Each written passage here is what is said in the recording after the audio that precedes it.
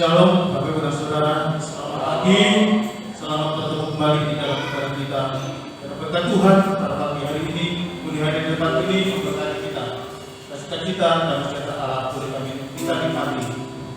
Satu pujian tidak mengangkat kehadiran Tuhan. Kunyanyi, haleluya.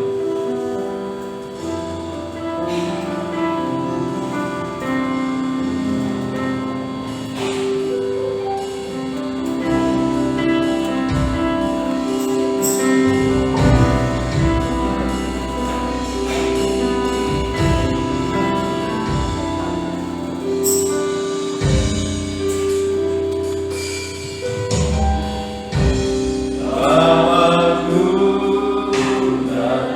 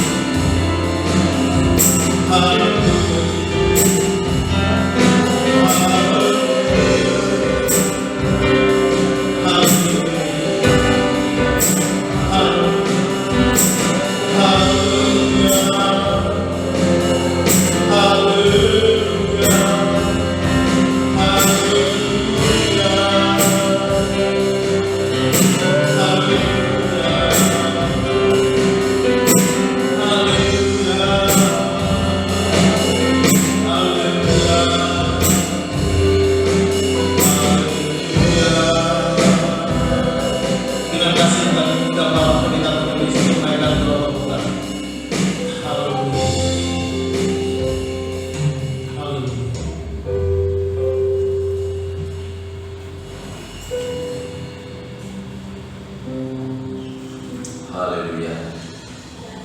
Terpujilah nama-Mu Tuhan. Agunglah kemuliaan-Mu yang sudah dinyatakan di dalam kehidupan kami lewat kekuatan, kesehatan, kesempatan yang boleh kami rasakan sampai hari ini. Hingga saat ini kami boleh berada di rumah yang kudus ini, semua oleh karena kebaikan dan kemurahan daripada Tuhan. Kami bersyukur saat pagi hari ini kami boleh menikmati hadirat Tuhan, membuat kami saat ini semakin terpesona akan keagungan, akan kuasa-Mu, akan kebesaran-Mu, sehingga dari mulut kami, dari hati kami boleh keluar pujian bagi kemuliaan-Mu. Terima kasih Bapa Surgawi, Engkau memberkati ibadah ini mulai dari awal hingga selesainya, dan lewat ibadah ini pengenalan kami kepada Tuhan akan semakin bertambah. Kasih kami, kesetiaan kami, karena Engkau begitu mengasihi di dalam kehidupan kami. Terima kasih Tuhan. Kami bersyukur kalau Tuhan juga menyediakan persekutuan dengan tubuh dan darah-Mu yang saat ini boleh kami nikmati di dalam ibadah pada pagi hari ini. Kami menyerahkan hamba-hamba-Mu yang sudah Tuhan percayakan untuk melayani pekerjaan yang mulia ini, baik leader singer, pemain musik, kebuka LCD, demikian pula pelayan-pelayan perjamuan kudus maupun hamba-Mu yang akan menyampaikan kebenaran firman-Mu. Mari Tuhan, Engkau taruhkan hikmat-Mu, Engkau nyatakan kuasa pemurnian-Mu, pelayan kami boleh menjadi berkat bagi dan jemaat-Mu, terlebih boleh berkenan di hadapan Tuhan. Saudara-saudara kami yang lain yang saat ini masih dalam perjalanan untuk menuju ke tempat ini, Tuhan jaga lindungi sertai tuntun dan bimbing mereka segera tiba di tempat ini bersama kami untuk memuliakan Tuhan. Kalau pekerjaan kuasa kegelapan yang ingin mencoba mengganggu jalannya ibadah kami, bahkan ingin berebut berkat Tuhan yang Tuhan sediakan lewat ibadah ini, kami menyatukan hati bersama jemaat untuk memanggil nama-Mu hanya dalam nama Tuhan Yesus Kristus. Dalam kuasa-kuasa yang bukan dari Allah dalam bentuk apapun, kami tolak, kami patahkan kuasanya di dalam nama Yesus. Dan bila Roh-Mu yang kudus menguasai tempat ini, menguasai hati dan pikiran kami, sehingga berkat Tuhan lewat ibadah ini seluruhnya boleh menjadi bagian dalam kehidupan kami. Tuhan berkati gereja-gereja-Mu yang saat ini mengadakan ibadah yang sama seperti kami lakukan. Bagaimana Tuhan memberkati kami, Tuhan memberkati mereka semuanya agar nama Tuhan dipermuliakan. Hanya di dalam nama Tuhan Yesus Kristus Kepala Gereja, kami serahkan segala doa kami buka ibadah kami pagi hari ini, dan yang siap untuk memuliakan Tuhan, mari bersama kita katakan amin.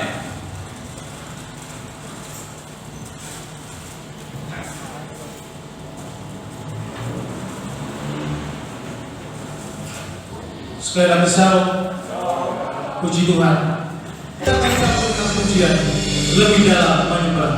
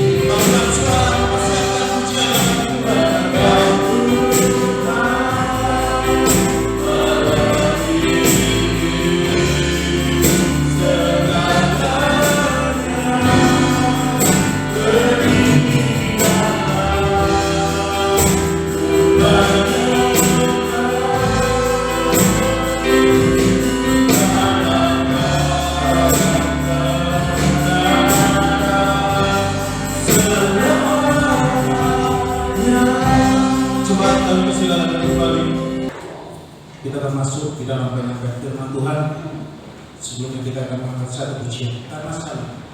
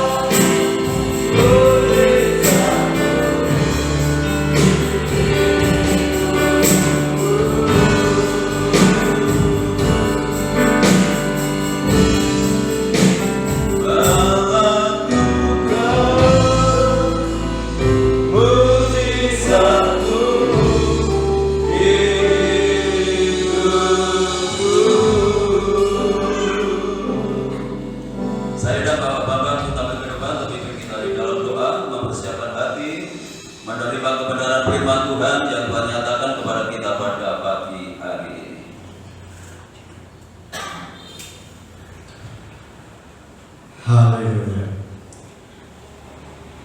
Bapa yang terkasih, yang kami sembah di dalam nama Yesus, kembali kami naikkan puji syukur kehadirat-Mu Tuhan, buat karya penyelamatan-Mu di dalam kehidupan kami. Kami sebagai manusia yang berdosa, sering melakukan kejahatan, sering melakukan pelanggaran. Oleh karena kasih murah Engkau telah rela mengorbankan diri-Mu di atas kayu salib untuk menyelamatkan kehidupan kami, supaya kami tidak mengalami kebinasaan, supaya kami beroleh hidup yang kekal. Terima kasih Tuhan, dan sebagai rasa syukur kami kepada Engkau, kami ingin memuji menyembah kepada Engkau Tuhan, dan apa yang kami persembahkan saat ini supaya berkenan di hati Tuhan dan menyenangkan hati daripada Tuhan. Terima kasih Tuhan, dan sebentar lagi kami akan mendengarkan sabda kebenaran firman Tuhan. Engkau persiapkan, kuduskan, layakkan kehidupan kami untuk dibentuk oleh kebenaran firman Tuhan, dan apa yang menjadi kehendak rencana daripada Tuhan di dalam kehidupan kami. Dan selanjutnya kami menyerahkan hamba-Mu yang akan menyampaikan sabda kebenaran firman Tuhan. Engkau bungkus dengan darah kuasa-Mu Tuhan, karena setiap firman yang disampaikan Tuhan adalah pribadi Allah sendiri Tuhan, yang dicurahkan melalui lidah mulut hamba-Mu, pasca firman disampaikan boleh membentuk kehidupan sidang ciptaanmu makin hari makin berkenan di hadapan Engkau. Dan bila ada kuasa kegelapan yang masih membelenggu di dalam kehidupan kami sehingga mengganggu konsentrasi kami akan mendengarkan firman-Mu Tuhan, hancurkan di dalam nama Tuhan Yesus. Kami usir dari ruangan ini maupun dari dalam hati pikiran kami. Biar kuasa Allah sendiri Tuhan yang berkuasa atas pemberitaan firman-Mu pada saat pagi hari ini Tuhan. Terima kasih Tuhan. Inilah doa permohonan kami, dan kami sambut kebenaran firman-Mu hanya di dalam satu nama di atas nama segala nama, yaitu nama Yesus Juru Selamat kami. Haleluya. Amin. Silakan. Bapak Ibu Saudara yang dikasihi oleh Tuhan, saya sampaikan shalom. Salam sejahtera di dalam kasih Tuhan kita Yesus Kristus. Hanya oleh karena anugerah dan kemurahan Tuhan pada pagi hari ini kita dipertemukan kembali lewat ibadah raya 1 yang Tuhan sediakan di dalam kehidupan kita. Dan ibadah kita pada pagi hari ini dilengkapi dengan persekutuan dengan tubuh dan darah Tuhan yang boleh mengingatkan kita kembali akan kebesaran kasih Tuhan, di mana Tuhan rela mati di atas kayu salib untuk keselamatan kehidupan kita. Terpujilah nama daripada Tuhan. Tema kita pada pagi hari ini adalah orang berdosa masuk surga. Itu luar biasa ya. Bagaimana mungkin orang yang berdosa itu masuk ke dalam kerajaan surga? Kalau orang berdosa itu boleh masuk dalam kerajaan surga, berarti kita bareng-bareng untuk berbuat dosa. Bapak Ibu yang dikasihi oleh Tuhan, di dalam masa pandemi ini, masuk mal harus ada syaratnya, cuci tangan, harus diukur suhu badannya, dan sudah divaksin. Itu masuk mal saja harus ada syarat yang dilakukan. Demikian pula ketika kita masuk gereja juga disediakan untuk mengukur suhu badan kita cuci tangan, baru kita masuk ke gereja. Kalau masuk ke gereja saja ada syarat yang harus dilakukan, apalagi kita masuk kerajaan surga. Memang ada kesempatan bagi manusia yang sudah berdosa itu kembali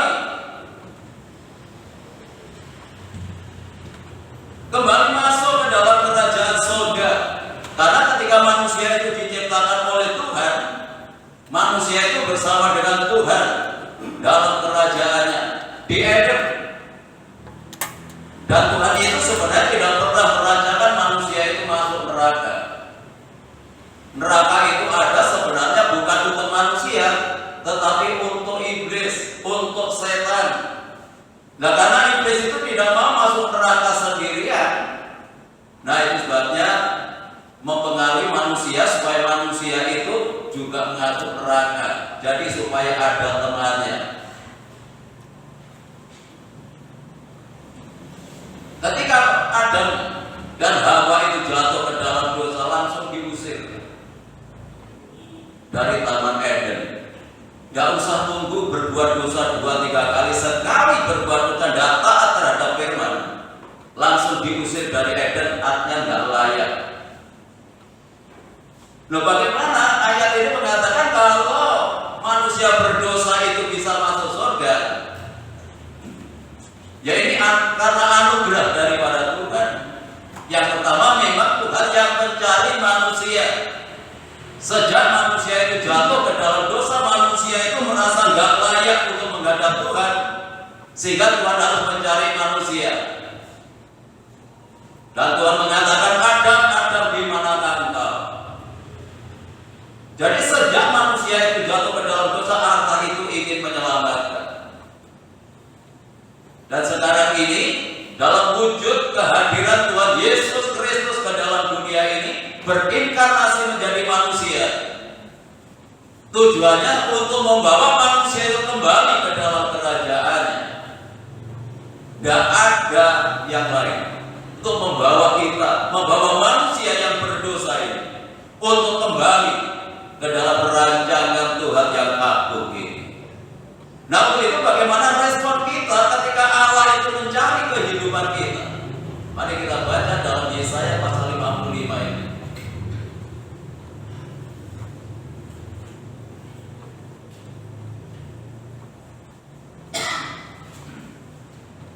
Yesaya pasal 55 ayat yang ke-6 dan ayat yang ke-7, demikian firman Tuhan. Carilah Tuhan selama ia berkenan ditemui, berserulah kepadanya selama ia dekat. Baiklah orang fasik meninggalkan jalannya, dan orang jahat meninggalkan rancangannya. Baiklah ia kembali kepada Tuhan, maka dia akan mengasihaninya, dan kepada Allah kita, sebab ia memberi pengampunan dengan limpahnya. Yang pertama yang harus dilakukan, mencari Tuhan. Carilah Tuhan selama ia masih dekat dan bisa ditemui. Itu yang harus dilakukan. Itu yang harus dikerjakan oleh manusia yang berdosa ini, supaya kembali kepada rancangan Allah. Mencari Tuhan. Jadi kalau ada kalimat mencari ini, ada keinginan, ada kerinduan, ada hasrat. Memang sungguh-sungguh ingin menemukan Tuhan dalam hidupnya. Kalau kita kehilangan sesuatu, yang kita anggap itu barang berharga, pikiran kita, hati kita hanya fokus kepada barang itu, karena itu kita anggap berharga. Kalau barang saja yang hilang kita cari sampai bisa ketemu. Demikian pula keinginan kita untuk menemukan Tuhan dalam kehidupan kita. Jadi tidak sebatas kita datang kepada Tuhan hanya secara rutinitas, melakukan ritual ibadah yang biasa, tetapi tidak ada keinginan dan ada kerinduan untuk menemukan Tuhan di dalam kehidupan. Jadi harus mencari, harus dengan sungguh-sungguh, sampai kita bisa menemukan Tuhan dalam kehidupan kita. Bapak Ibu yang dikasihi oleh Tuhan, mencari Tuhan itu sama dengan mencari firman. Loh, kenapa? Mencari Tuhan sama dengan mencari firman. Pada mulanya itu adalah firman. Ya, kita baca saja dalam 1 Yohanes pasal 1.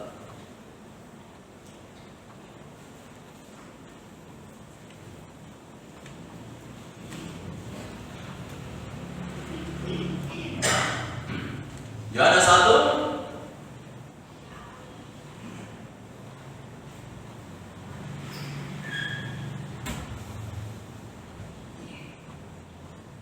ayat 1. Pada mulanya adalah firman, firman itu bersama-sama dengan Allah, dan firman itu adalah Allah. Jadi kalau kita ingin mencari Allah, kita ingin mencari Tuhan, wujud kita sekarang itu mencari firman, harus menemukan firman dalam kehidupan kita. Ketika kita datang kepada Tuhan lewat ibadah pagi hari ini, harus ada firman yang kita temukan dalam hidup kita.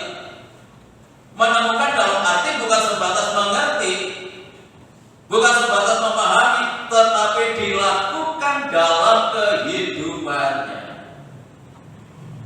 Jadi sejauh mana keinginan kita, sejauh mana kerinduan kita untuk mengerti firman, untuk memahami firman Tuhan, itu sama dengan mencari Tuhan, sama dengan kita mencari Allah. Jadi perlu keseriusan ketika kita datang kepada Tuhan, fokus ketika kita mendengarkan firman Tuhan. Memang tidak mudah, banyak gangguan. sebabnya Tuhan Yesus memberikan perumpamaan ada 4 hati. Yang pertama di pinggir jalan. Jadi begitu ditabur firman Tuhan dimakan burung. Ya.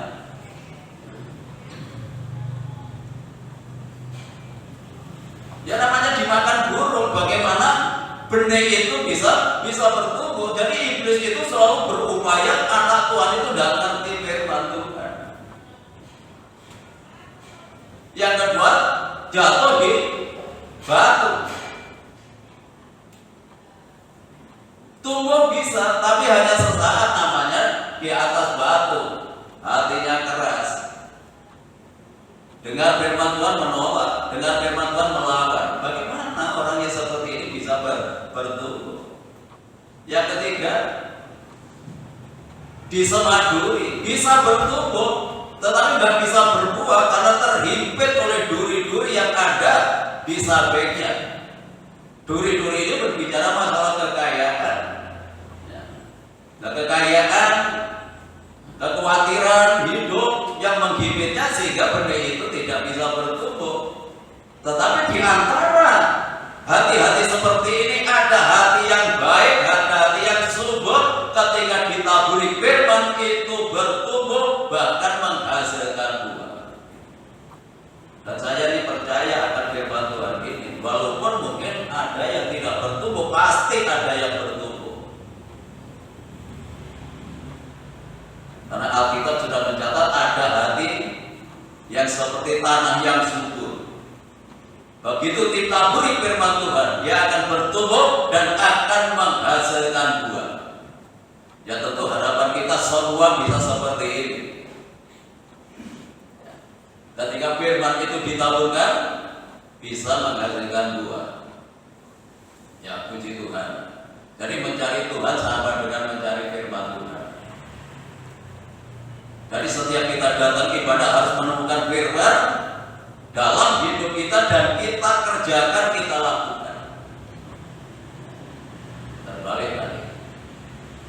Kenapa kok harus mencari Tuhan? Karena waktunya itu singkat. Markus 13. Waktu kita itu singkat. Itu sebabnya dalam saya tadi dikatakan,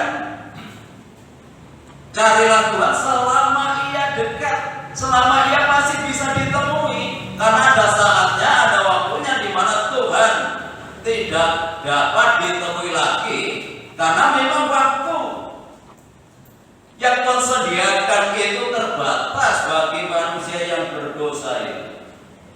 Jadi ada batasan waktu. Kenapa kita sekarang ini harus mencari Tuhan dengan sungguh-sungguh?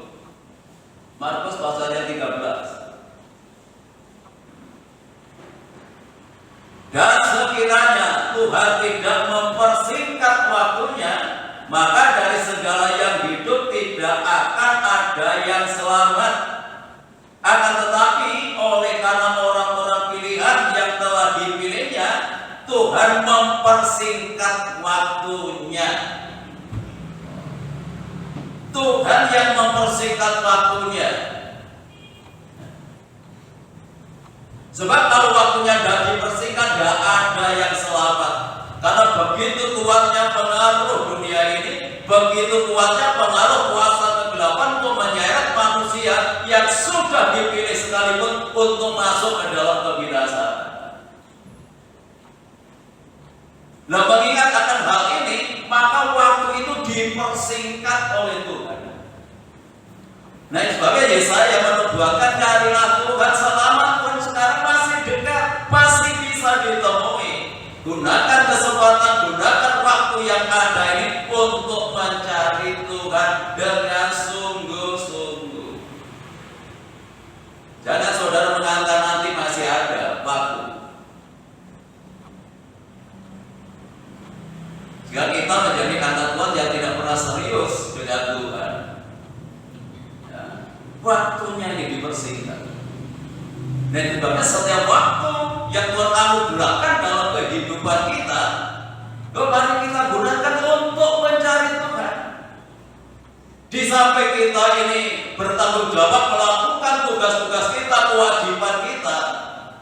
Ya, tetapi jangan sampai kita ini terpengaruh dengan dunia ini sehingga membuat kita tidak ada keinginan untuk mencari Tuhan, tetapi untuk mencari yang lain, mencari kesenangan kita sendiri, memuaskan hati kita sendiri, sehingga kita lupa bahwa kesempatan ini sangat terbatas. Karena kalau waktunya tidak dipersingkat oleh Tuhan, Alkitab mencatat tidak akan ada yang selamat. Karena Tuhan tahu betapa kuat pengaruh dunia ini yang menjadi perpanjangan tangan kuasa kegelapan untuk menyesatkan manusia, untuk menyeret manusia, untuk menggagalkan rancangan Allah untuk keselamatan manusia. Nah, itu sebabnya kita harus tanamkan hati ini, hati yang selalu rindu, hati yang selalu haus dan lapar akan Tuhan, selalu haus dan lapar akan firman Tuhan. Karena ada masanya di mana kita tidak akan pernah bisa menemukan lagi, karena waktunya dipersingkat. Nah, ini kesempatan bagi kita untuk kita mencari Tuhan, kesempatan untuk kita mencari firman. Yang pertama. Yang kedua, bagaimana manusia yang berdosa itu bisa selamat? Yang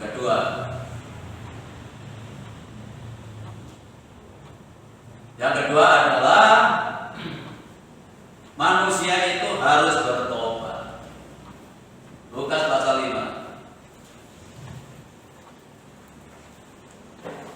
Ini jalan yang harus dilalui, jalan yang harus dilewati oleh manusia yang berdosa ini.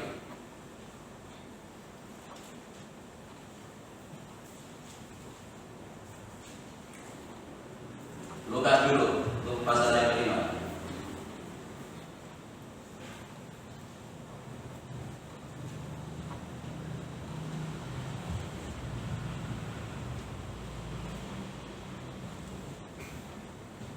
Ayat yang ke-31 dan 32. Lalu jawab Yesus kepada mereka, katanya, bukan orang sehat yang memerlukan tabib, tetapi orang sakit. Aku datang bukan untuk memanggil orang benar, tetapi orang berdosa supaya mereka bertobat. Tuhan tidak mencari orang benar karena tidak ada orang yang benar di dunia ini. Siapapun, tidak ada orang yang benar. Dan sebabnya Tuhan Yesus datang ke dalam dunia ini untuk mencari orang yang berdosa. Jadi orang yang berdosa itu menjadi sasaran Tuhan. Seperti kehidupan kita saat ini menjadi perhatian Tuhan, menjadi sasaran Tuhan.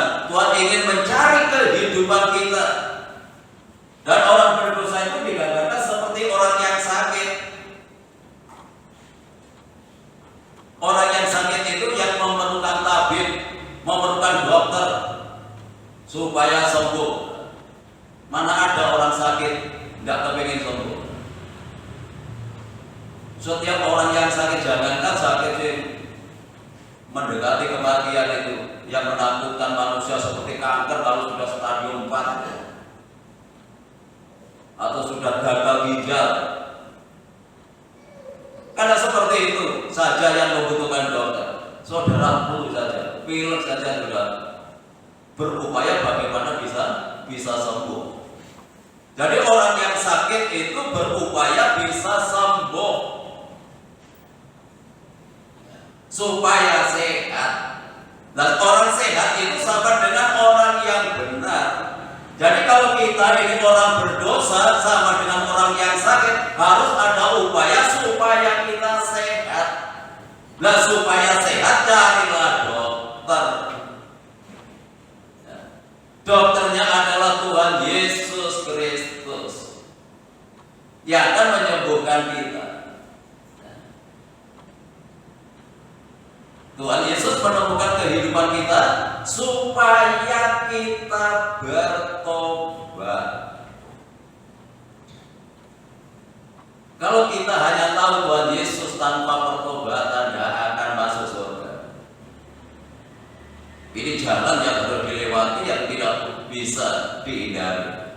Pertobatan ini syarat mutlak. Bertobat, metanoia, berubah. Bertobatnya adalah berubah. Harus ada perubahan di dalam kehidupan kita. Berubah lebih baik, berubah lebih berkenan kepada Tuhan.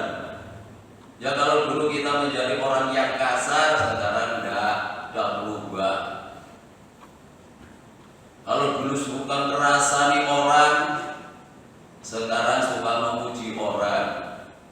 Kalau dulu suka menjelekkan orang, sekarang sudah berubah. Seringkali hal yang kecil ini yang kita anggap biasa. Kalau dosa itu menjadi berzina, dosa itu membunuh, perasaan saudara sakit hati dengan orang lain saja itu sudah berdosa. Gak usah melihat yang membunuh, gak usah melihat yang berzina. Marilah kita lihat diri kita. Ketika kita menyimpan kepahitan, ketika kita menyimpan sakit hati dengan orang lain, itu pun juga berdosa.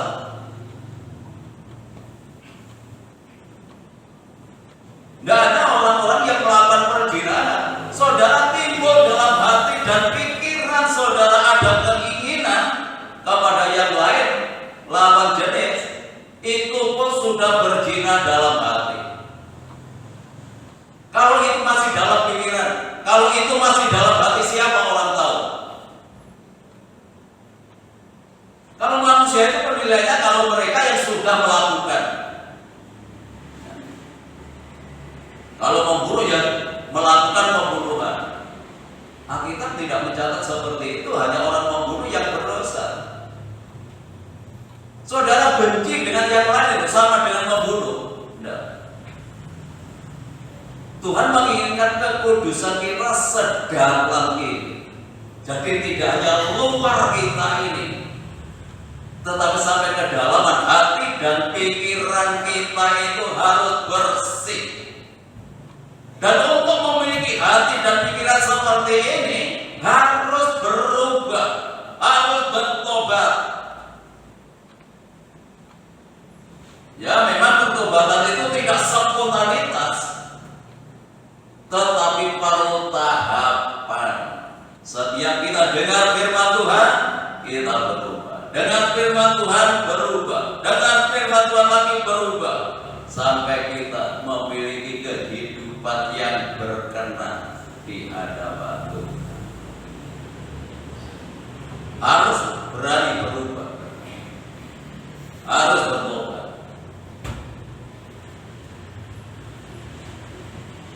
Dan memang Tuhan memberikan kesempatan untuk kita sekarang ini. Kalau Tuhan itu belum datang yang kedua kali, memang memberikan kesempatan bagi kita yang belum berubah. Itu harus berubah. Jadi Tuhan itu adalah Tuhan yang panjang sabar dan tidak menghendaki umatnya itu binasa.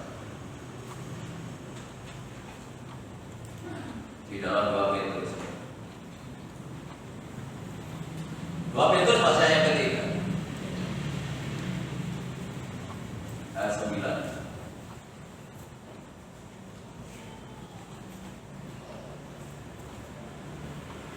Tuhan tidak lalai menepati janjinya, sekalipun ada orang yang menganggapnya sebagai kelalaian. Tetapi ia sabar terhadap kamu, karena ia menghendaki supaya jangan ada yang binasa, melainkan supaya semua orang berbalik dan bertobat. Ya, ayat 10. Tetapi hari Tuhan akan tiba seperti pencuri pada hari itu.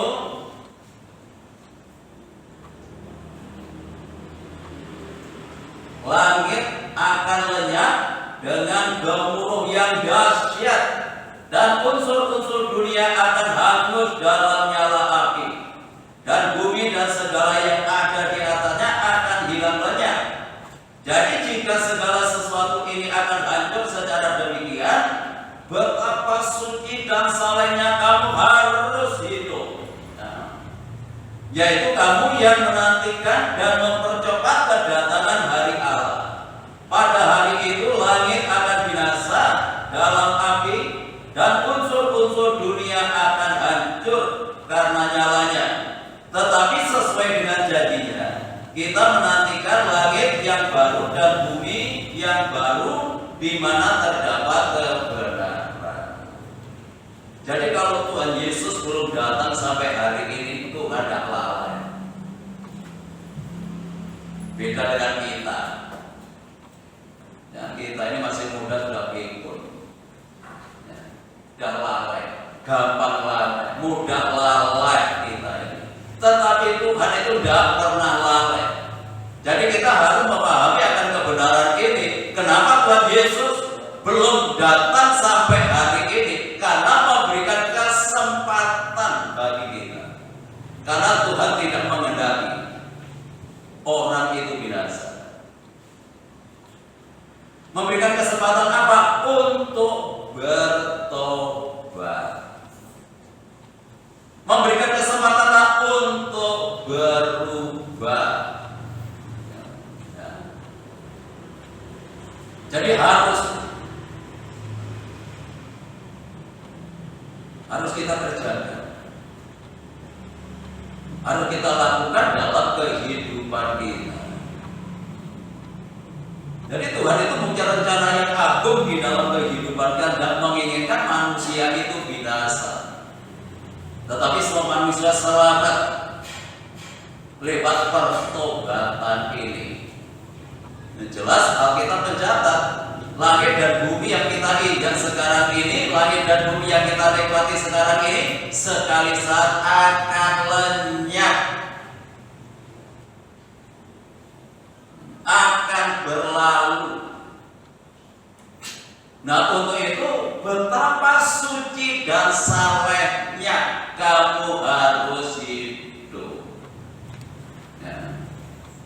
Nah, sebabnya kita harus berusaha, berupaya bagaimana kita ini hidup dalam kesalehan, hidup di dalam kekudusan.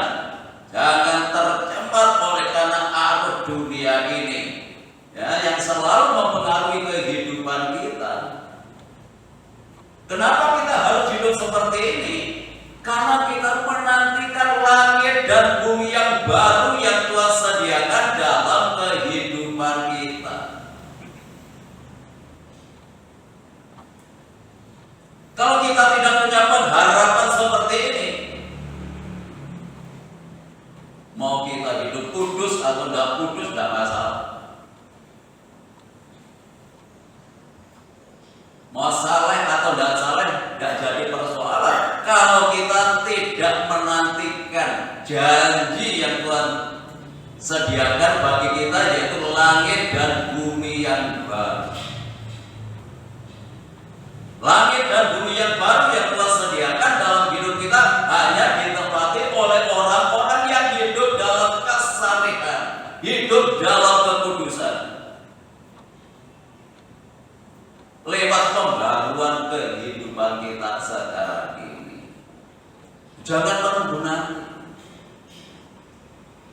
Sekarang ini kita harus mengambil keputusan untuk berubah menjadi anak Tuhan yang lebih baik, menjadi anak Tuhan yang hidup berkenan di hadapan Tuhan. Hanya lewat pertobatan.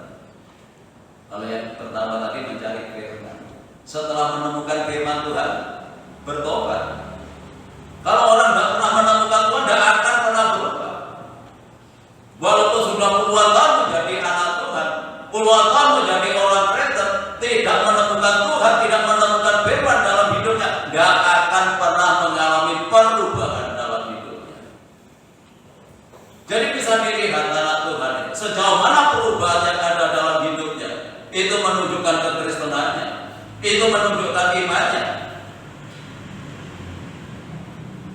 Bukan diukur dari lamanya mengikut Tuhan, tetapi sejauh mana perubahan yang dialami dalam hidupnya. Itu metanoia, berubah, bertobat. Tuhan masih menunggu kita, ya, supaya kita menjadi anak Tuhan yang layak untuk masuk dunia baru yang Tuhan sediakan dalam kehidupan kita, dunia yang tanpa dosa, dunia yang tidak ada sakit penyakit, dunia yang tidak ada dosa di dalamnya lagi, yang ada hanya kebahagiaan. Itu yang Tuhan sediakan dalam kehidupan. Jadi ini adalah anugerah daripada Tuhan. Roma pasal yang kedua.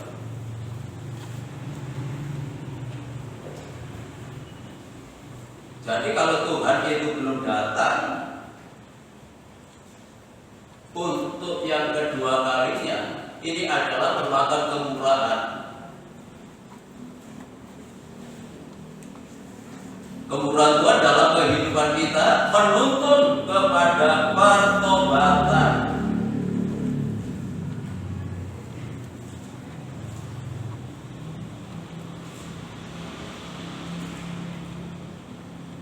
Roma pasal 2 ayat 4. Maukah engkau menganggap sepi kekayaan, kemurahannya, kesabarannya, dan kelapangan hatinya? Tidakkah engkau tahu bahwa maksud kemurahan Allah ialah menuntut engkau kepada pertobatan? Tetapi oleh kekerasan hatimu yang tidak mau bertobat, engkau menimbun murka atas dirimu sendiri pada hari waktu mana murka dan hukuman Allah yang adil akan dinyatakan. Jadi kalau tidak berubah, jadi kalau tidak bertobat, menimbun murka. Ya, yang keenam. Lanjutkan. Ia akan membalas setiap orang menurut perbuatannya, yaitu hidup kekal kepada mereka yang dengan tekun berbuat baik, mencari kemuliaan, kehormatan, dan ketidakbinasaan. Tetapi murka dan geram kepada mereka yang mencari kepentingan sendiri, yang tidak taat kepada kebenaran, melainkan taat kepada kezaliman. Jadi kesabaran Tuhan, kemurahan Tuhan itu menuntun kita kepada pertobatan. Jadi ini adalah saat di mana Tuhan menyatakan kesabarannya, di mana Tuhan menyatakan kemurahannya dalam kehidupan kita. Dengan kemurahan Tuhan ini, marilah kita menyerahkan hidup ini untuk kita ini bisa bertobat. Kalau orang itu mengeraskan hatinya, tidak mau bertobat, tidak mau berubah, menimbun murka. Jadi sebenarnya Tuhan itu mengasihi kita. Yang membuat Tuhan murka itu adalah manusia itu sendiri, karena tidak mau berubah, tidak mau bertobat ketika Tuhan sudah menyatakan kemurahannya, menyatakan anugerahnya dalam kehidupan manusia. Biarlah Tuhan menemukan kehidupan kita pagi hari ini adalah orang-orang yang berusaha mencari kebenaran, mencari kemuliaan, mencari ketidakbinasaan. Nah, ini mendorong orang itu bisa berubah. Itu yang harus kita lakukan. Ya, yang pertama mencari Tuhan. Kenapa mencari Tuhan? Tadi tidak sempat kita baca. Ya karena Tuhan itu pemilik kerajaan surga. Kalau mau masuk kerajaan surga kan harus cari pemiliknya. Kalau tempat ini saya pegang kunci. Kalau mau masuk ke tempat ini cari saya dulu, kalau tidak jam ibadah baru bisa masuk. Karena saya yang membawa kunci. Kalau Tuhan itu pemilik kerajaan surga, kita harus mencari Tuhan. Itu yang pertama. Yang kedua harus bertobat, baru berubah. Yang ketiga, apa yang harus kita lakukan? Kita datang kepada Tuhan mendapatkan pengampunan. Yang terakhir, 1 Yohanes.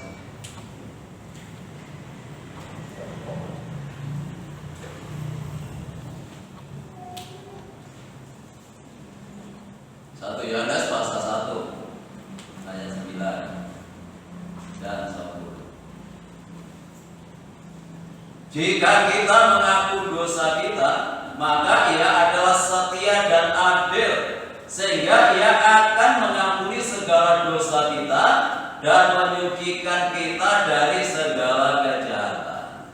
Jika kita berkata bahwa kita tidak ada berbuat dosa, maka kita membuat Dia menjadi pendusta dan firman-Nya tidak ada di dalam kita. Jadi firman Tuhan itu menyadarkan kehidupan kita, menyadarkan kita ini adalah manusia yang berdosa. Masih banyak hal yang kita lakukan yang tidak berkenan di hadapan Tuhan. Nah, sebabnya pembunuhan Tuhan dinyatakan dalam pengampunannya sekarang. Kalau bagian yang kedua, pembunuhan Tuhan dinyatakan supaya kita perlu bertobat. Nah, sekarang yang terakhir ini pembunuhan Tuhan dinyatakan lewat pengampunannya. Tuhan mengampuni kita ketika kita mengaku bahwa kita adalah orang yang berdosa. Harus diampuni. Dan Tuhan menyediakan pengampunan dalam kehidupan kita. Apapun dosa yang kita lakukan, apapun dosa yang kita perbuat, kita nyatakan kepada Tuhan, maka Tuhan yang penuh dengan kemurahan itu akan memberikan pengampunan di dalam kehidupan kita, yang akan menyucikan kehidupan kita, jika kita memiliki hidup yang berkenan kepada Tuhan. Lewat pengorbanannya di atas kayu salib, Tuhan itu menyediakan pengampunan. Apapun latar belakang kita, apapun dosa yang pernah kita perbuat, kita datang kepada Tuhan. Tuhan menyediakan pengampunan, dan Tuhan akan membuat kehidupan kita menjadi orang, menjadi anak Tuhan yang boleh berkenan di hatinya. Tuhan Yesus memberkati kita. Jadi ini yang harus kita lakukan kalau kita mau masuk dalam kerajaan surga. Manusia yang berdosa bisa masuk kalau mereka mau mencari Tuhan, mau bertobat dan mendapatkan pengampunan dari Tuhan. Tak terukur kasih Yesus.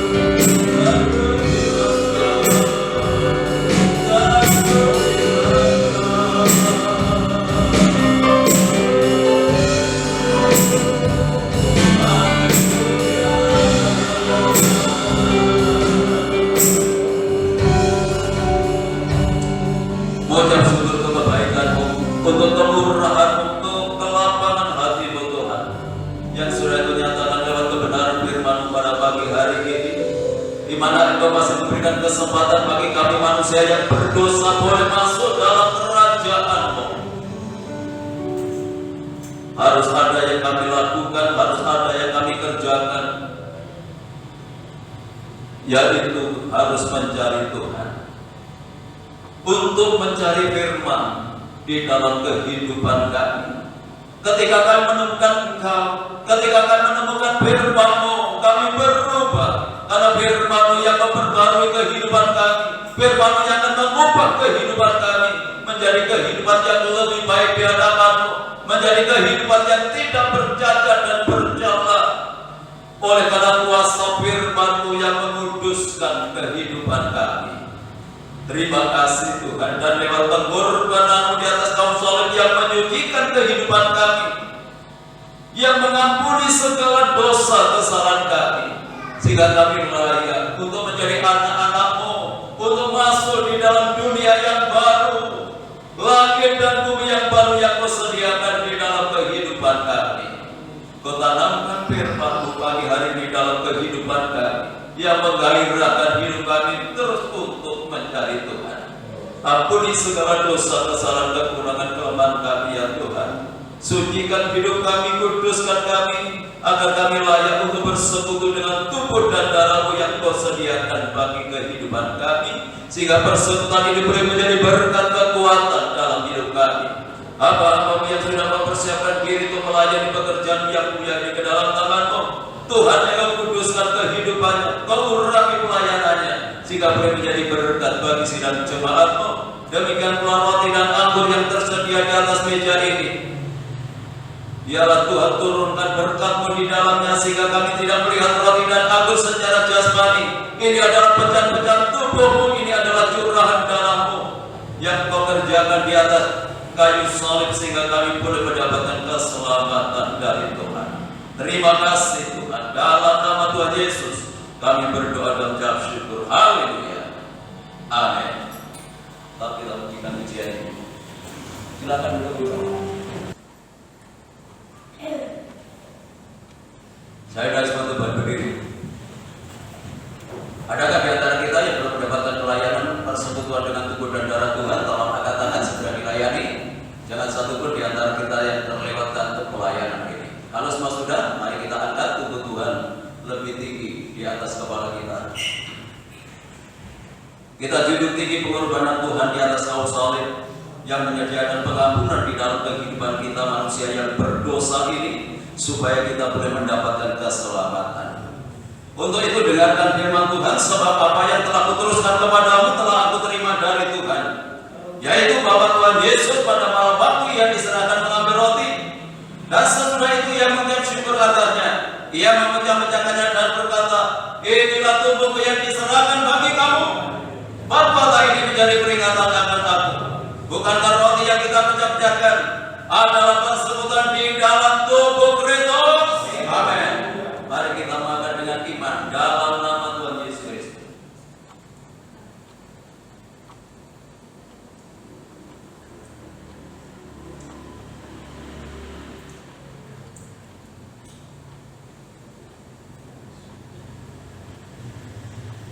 Mari kita angkat cawan Tuhan lebih tinggi dari kepala kita.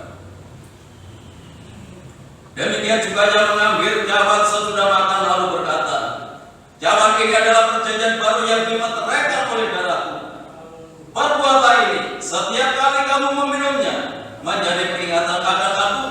Sebab setiap kali kamu makan roti ini dan minum cawan ini, kamu memberitakan kematian Tuhan sampai Ia datang.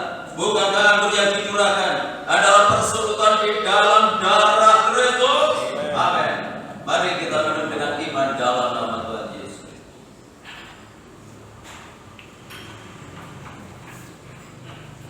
Mari kita angkat kedua belah tangan, kita mengucap syukur atas kasih-Nya, atas kemurahan-Nya, atas kebaikan-Nya yang dinyatakan di dalam kehidupan kita lewat pengorbanan-Nya di atas kayu salib ini. Haleluya, terima kasih Tuhan buat kemurahan-Mu. Terima terima kasih untuk anugerah-Mu yang Kau nyatakan kepada kami pada pagi hari ini. Kami boleh diingatkan kembali akan kebesaran kasih-Mu, kebesaran kemurahan-Mu, memberikan kesempatan bagi kami untuk berubah, memberikan kesempatan bagi kami untuk bertobat. Haleluya, biarlah Engkau memberikan kemampuan di dalam kehidupan kami, sehingga ketika Engkau datang kembali kali yang kedua, kami layak menyambutnya dan kami boleh bersama-sama dengan Tuhan. Terima kasih Bapa, terima kasih. Hanya dalam nama Tuhan Yesus kami berdoa dan mengucap syukur. Haleluya. Amin. Silakan duduk kembali. Saya beri kesempatan untuk Bapak Suprino untuk menyampaikan warta. Tidak ada momen yang lain, saya undang semua kembali berdiri. Kita akhiri ibadah kita pada pagi hari ini dengan pujian "Oh besar-besar anugerah-Nya". Untuk Bulewan, saya minta tetamu ke depan yang berulang tahun tepat hari ini.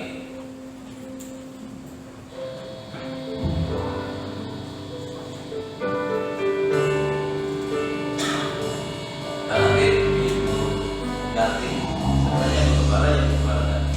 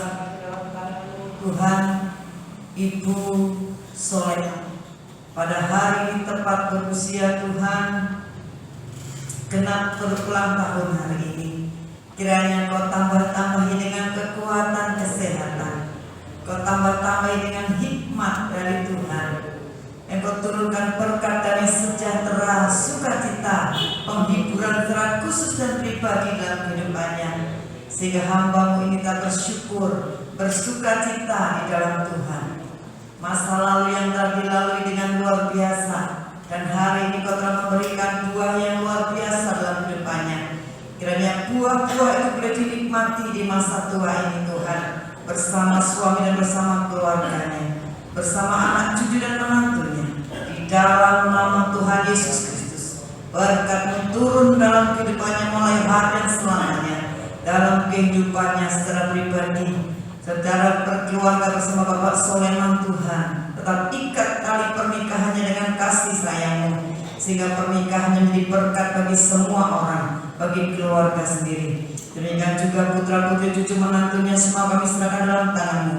Baik Bapak Aris sekeluarga, Bapak Julius sekeluarga, demikian juga Mbak Ujen dan juga Febri sekeluarga, Tuhan berkati. Terima kasih Tuhan, terima kasih.